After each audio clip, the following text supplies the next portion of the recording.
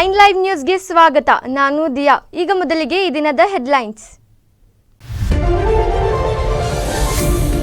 ಸರ್ಕಾರದ ಯೋಜನೆ ಅನುಷ್ಠಾನ ಆಗಬಾರದು ಎಂಬುದು ಬಿಜೆಪಿಯ ಉದ್ದೇಶ.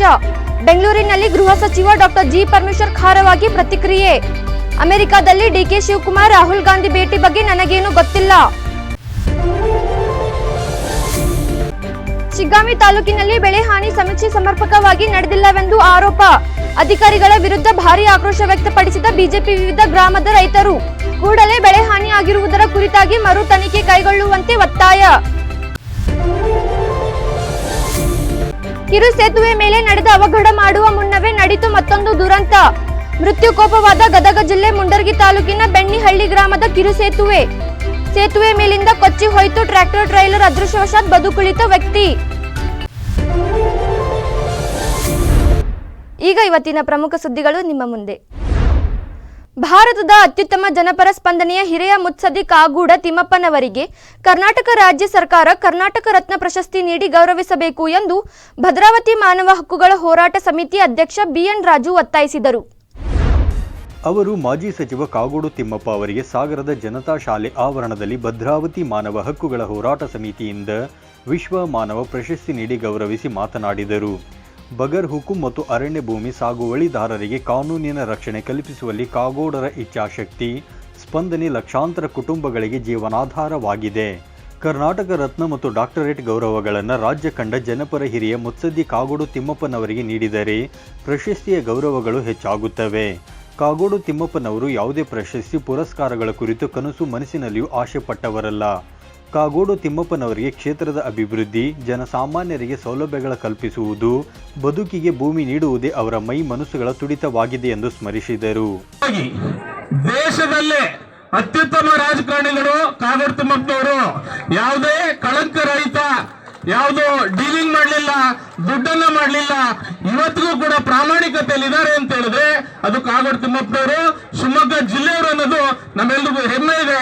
ಈ ಹೆಮ್ಮೆಗೆ ಈ ಮಕ್ಕಳು ಮುಂದಿನ ದಿನಗಳಲ್ಲಿ ನೀವು ಸಾಹೇಬ್ರನ್ನ ಒಂದು ಜ್ಞಾನ ಮಾಡ್ಕೊಂಡು ಮುಂದಿನ ದಿನಗಳಲ್ಲಿ ಇಂಥ ಒಬ್ಬ ವ್ಯಕ್ತಿ ಕೂಡ ನಮ್ಮ ಜೊತೆಲಿ ಇದ್ದಾರ. ಈ ಸಂದರ್ಭದಲ್ಲಿ ಮಾನವ ಹಕ್ಕುಗಳ ಹೋರಾಟ ಸಮಿತಿ ಕಾರ್ಯಾಧ್ಯಕ್ಷ ಐಎಲ್ ಅರುಣ್ ಕುಮಾರ್, ಪ್ರಧಾನ ಕಾರ್ಯದರ್ಶಿ ಅಕ್ರಮ್ ಖಾನ್, ಉಪಾಧ್ಯಕ್ಷ ಬ್ರಹ್ಮಲಿಂಗಯ್ಯ, ಸಂಚಾಲಕರುಗಳಾದ ಪತ್ರೇಶ್, ಯಲ್ಲಪ್ಪ, ರಂಗಮ್ಮ, ರಾಜು, ರಾಜನಂದಿನಿ ಮೊದಲಾದವರು ಉಪಸ್ಥಿತರಿದ್ದರು. ಹಾವೇರಿ ಜಿಲ್ಲೆಯ ಶಿಗ್ಗಾಂವಿ ಪಟ್ಟಣದ ವಿಠ್ಠಲ್ ಹರಿಮಂದಿರದ ಸಭಾಂಗಣದಲ್ಲಿ ಡೈಮಂಡ್ ಜೆಸಿಐ ಸಪ್ತಾಹ 2024 ಉದ್ಘಾಟನಾ ಸಮಾರಂಭ ಹಾಗೂ ಧನ್ಯವಾದ ಪತ್ರಗಳನ್ನು ವಿತರಿಸುವ ಕಾರ್ಯಕ್ರಮ ಮತ್ತು ಸರ್ಕಾರಿ ಇಲಾಖೆಗಳಲ್ಲಿ ಸೇವೆ ಸಲ್ಲಿಸಿ ನಿವೃತ್ತರಾದ ಹಿರಿಯರಿಗೆ ಮತ್ತು ರಾಜ್ಯ ಪ್ರಶಸ್ತಿ ಪಡೆದ ತಾಲೂಕಿನ ಗಣ್ಯರಿಗೆ ಸನ್ಮಾನ ಕಾರ್ಯಕ್ರಮಗಳನ್ನು ನಡೆಸಲಾಯಿತು. ಈ ವೇಳೆ ಜೆಸಿಡಿಆರ್ ತುಟಿಗೇರ ಪ್ರಾಸ್ತಾವಿಕವಾಗಿ ಮಾತನಾಡಿ ಜೆಸಿಐ ಸಪ್ತಾಹದ 7 ದಿನಗಳ ಕಾರ್ಯಕ್ರಮಗಳನ್ನು ವಿವರಿಸಿದರು. ಕಾರ್ಯಕ್ರಮದ ಅಧ್ಯಕ್ಷತೆಯನ್ನು ಜೆಸಿ ಚಂದ್ರಿಕಾ ಪಾಟೀಲ್ ವಹಿಸಿದ್ದರು. ಘಟಕಾಧ್ಯಕ್ಷೆ JC Ranjana Chikkorde, JCI senator GN Yaligar, JC KB Channappa, JC doctor DA Gobbaragumpi, JC Raghavendra Deshpande, JC Basavaraj Basarikatti, JC Anita Gobbaragumpi ಮಾತನಾಡಿದರು.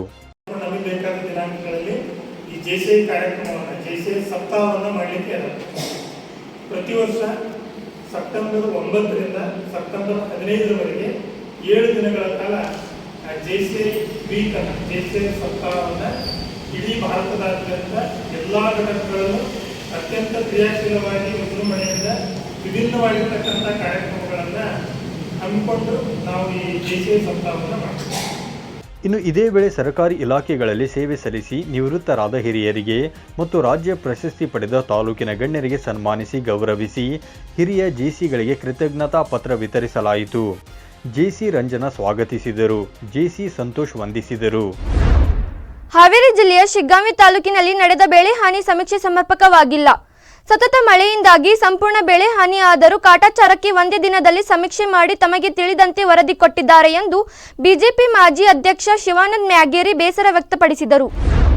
ಶಿಗ್ಗಾಂವಿ ಪಟ್ಟಣದ ತಹಸೀಲ್ದಾರ್ ಕಚೇರಿಯಲ್ಲಿ ತಾಲೂಕಿನ ಹುನಗುಂದ ಪಂಚಾಯಿತಿ ವ್ಯಾಪ್ತಿ ಮುಗಳಿಕಟ್ಟಿ, ಕಲಕಟ್ಟಿ, ಮಂಜಿನಕೊಪ್ಪ ರೈತರೊಂದಿಗೆ ಕೈಗೊಂಡ ಸಭೆಯಲ್ಲಿ ಮಾತನಾಡಿದ ಅವರು, ಜುಲೈ ತಿಂಗಳಿನಿಂದ ನಿರಂತರವಾಗಿ ಸುರಿಯುತ್ತಿದ್ದ ಮಳೆಗೆ ಬೆಳೆ ಸಂಪೂರ್ಣ ಹಾನಿಯಾದರೂ ಅದರಲ್ಲಿ ಕೇವಲ 10 ರಿಂದ 15 ಗುಂಟೆ ಮಾತ್ರ ಬೆಳೆ ಹಾನಿಯಾಗಿದೆ ಎಂದು ಸಮೀಕ್ಷೆ ಮಾಡಿದ ಕೃಷಿ ಇಲಾಖೆ ಸಿಬ್ಬಂದಿ ಸರ್ಕಾರಕ್ಕೆ ವರದಿಯನ್ನು ಸಲ್ಲಿಸಿದ್ದಾರೆ.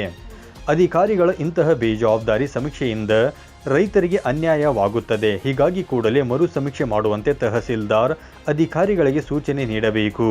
ರೈತರಿಗೆ ಸರಿಯಾದ ಪರಿಹಾರ ಬಾರದಿದ್ದರೆ ತಾಲೂಕಿನ ರೈತರೊಂದಿಗೆ ತಹಸೀಲ್ದಾರ್ ಮತ್ತು ಕೃಷಿ ಅಧಿಕಾರಿಗಳ ಕಚೇರಿಗೆ ಮುತ್ತಿಗೆ ಹಾಕುತ್ತೇವೆಂದು ಅವರು ಈ ವೇಳೆ ಎಚ್ಚರಿಸಿದರು. ಯಾರ ತಪ್ಪು ಅನ್ನೋದ ಗೊತ್ತಾಗೋದಿಲ್ಲ ಅದಕ್ಕೆ ಇಲ್ಲಿ ಕರೆಸಿದ್ರಿ ಇವರು ಬೇರೆ ಬೇರೆ ಟೈಪ್ ಮಾತಾಡೋದು ಮುಖ್ಯ ಅಲ್ಲ. ರೈತರಿಗೆ ಪರಿಹಾರ ಸಿಗಬೇಕಂದ್ರೆ ನಿಜವಾದ ವರದಿ ಆಗ್ಬೇಕದ, ಸಮೀಕ್ಷೆ ಆಗ್ಬೇಕು. ಅದು ನಿಜವಾದ ವರದಿ ಇಲ್ಲಿ ಬಂದ್ ಮುಟ್ಬೇಕು.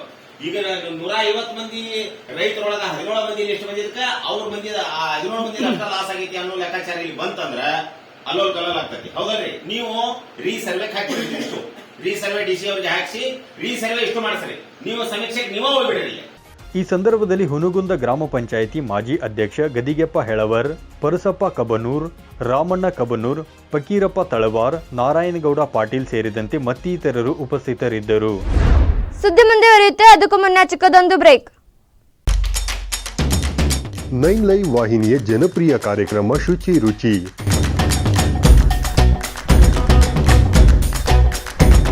ಪ್ರತಿ ಶುಕ್ರವಾರ ಮಧ್ಯಾಹ್ನ 1:30 ಪ್ರಸಾರ, ಮತ್ತೆ ಭಾನುವಾರ ಸಂಜೆ 6 ಗಂಟೆಗೆ ಮರು ಪ್ರಸಾರ.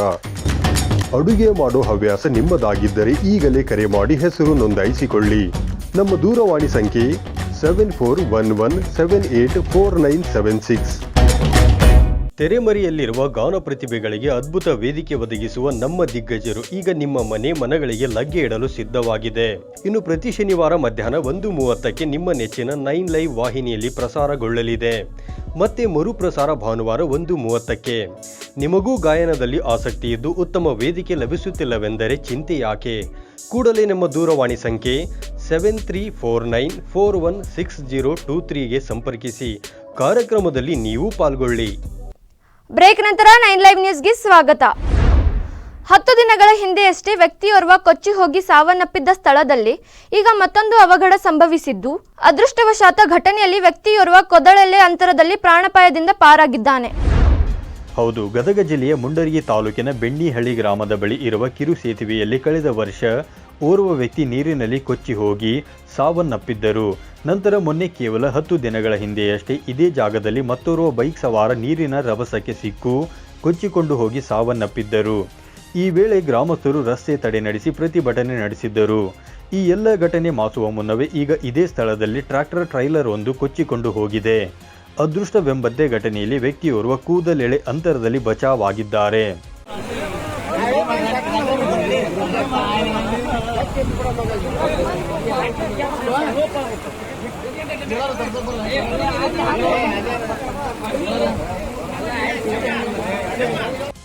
ಇನ್ನು ನಿತ್ಯ ಇದೇ ಸೇತುವೆ ದಾಟಿಕೊಂಡು ವಿದ್ಯಾರ್ಥಿಗಳು ಗ್ರಾಮಸ್ಥರು ಸಂಚರಿಸಬೇಕು.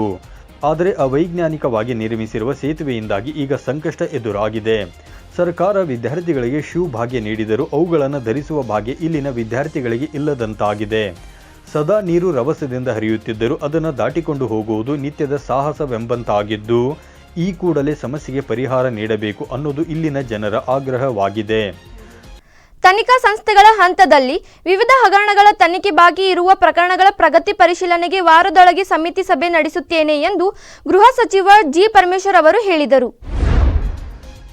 ಬೆಂಗಳೂರಿನ ಸದಾಶಿವ ನಗರದ ತಮ್ಮ ನಿವಾಸದ ಬಳಿ ಸುದ್ದಿಗಾರರೊಂದಿಗೆ ಮಾತನಾಡಿದ ಅವರು, ಎಲ್ಲ ಹಗರಣಗಳ ಪ್ರಕರಣಗಳನ್ನು ಗುರುತಿಸಿದ್ದೇವೆ. ಅವುಗಳ ತನಿಖೆ ಯಾವ ಹಂತದಲ್ಲಿವೆ ಎಂಬುದನ್ನು ಪರಿಶೀಲಿಸಿ ವರದಿಯನ್ನು ಸಚಿವ ಸಂಪುಟಕ್ಕೆ ಸಲ್ಲಿಸುತ್ತೇವೆ ಎಂದರು. ತ್ವರಿತಗತಿಯಲ್ಲಿ ತನಿಖೆ ನಡೆಯಬೇಕು ಎಂಬ ಉದ್ದೇಶದಿಂದ ಸಮಿತಿ ರಚನೆ ಮಾಡಿದ್ದಾರೆ.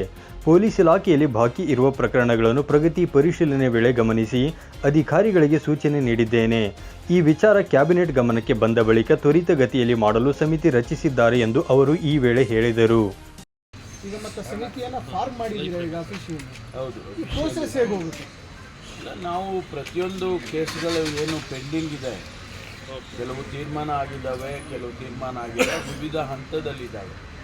ಅವನ್ನೆಲ್ಲ ರಿವ್ಯೂ ಮಾಡಿ ಒಂದು ವರದಿಯನ್ನು ಸಲ್ಲಿಸಬೇಕು ಅಂತೇಳಿ ಒಂದು ಕ್ಯಾಬಿನೆಟ್ ಸಬ್ ಕಮಿಟಿ ಮಾಡಿದ್ದಾರೆ. ಅದರ ಈಗ ಬಹುಶಃ ಈ ವಾರದಲ್ಲೇ ಒಂದು ಸಭೆಯನ್ನು ಕರಿತೀನಿ. ನಮಗೆಲ್ಲ ಗುರುತಿಸಿದ್ದೇವೆ ಅದೇನು ಅಂತ, ಯಾವ್ಯಾವ ಕೇಸಸ್ ಇದ್ದಾವೆ ಅಂತೇಳಿ ಅವೆಲ್ಲ ಗುರುತಿಸಿದ್ದೇವೆ. ಅವುಗಳ ಸ್ಟೇಟಸ್ ರಿಪೋರ್ಟನ್ನು ಕ್ಯಾಬಿನೆಟ್ಗೆ ಸಬ್ಮಿಟ್ ಮಾಡ್ತಾರೆ. ಇನ್ನು ಅಮೆರಿಕಾದಲ್ಲಿ ಡಿಕೆ ಶಿವಕುಮಾರ್ ಮತ್ತು ರಾಹುಲ್ ಗಾಂಧಿ ಭೇಟಿಯಾಗಿರುವುದು ನನಗೆ ಗೊತ್ತಿಲ್ಲ. ಅವರು ಕುಟುಂಬ ಸಮೇತ ಅಮೆರಿಕ ಪ್ರವಾಸ ಹೋಗಿದ್ದಾರೆ. ಆಕಸ್ಮಿಕವಾಗಿ ಅದೇ ಹೋಟೆಲ್ನಲ್ಲಿ ಸಿಕ್ಕಿದ್ದಾರೆ ಎಂದರೆ ಓಡಿ ಹೋಗಲು ಆಗುತ್ತಾ? ಅವರಿಗೆ ಸತ್ಕರಿಸಿರುತ್ತಾರೆ, ಅದು ಬಿಟ್ಟರೆ ಬೇರೇನೂ ಗೊತ್ತಿಲ್ಲ ಎಂದರು. ಇವಿಷ್ಟು ಹೊತ್ತಿನ ಪ್ರಮುಖ ಸುದ್ದಿಗಳು. ನಿರಂತರ ಸುದ್ದಿಗಳಿಗಾಗಿ ನೋಡ್ತಾ ಇರಿ 9 ಲೈವ್ ನ್ಯೂಸ್. ಇದು ಸತ್ಯದ ಪ್ರತಿರೂಪ.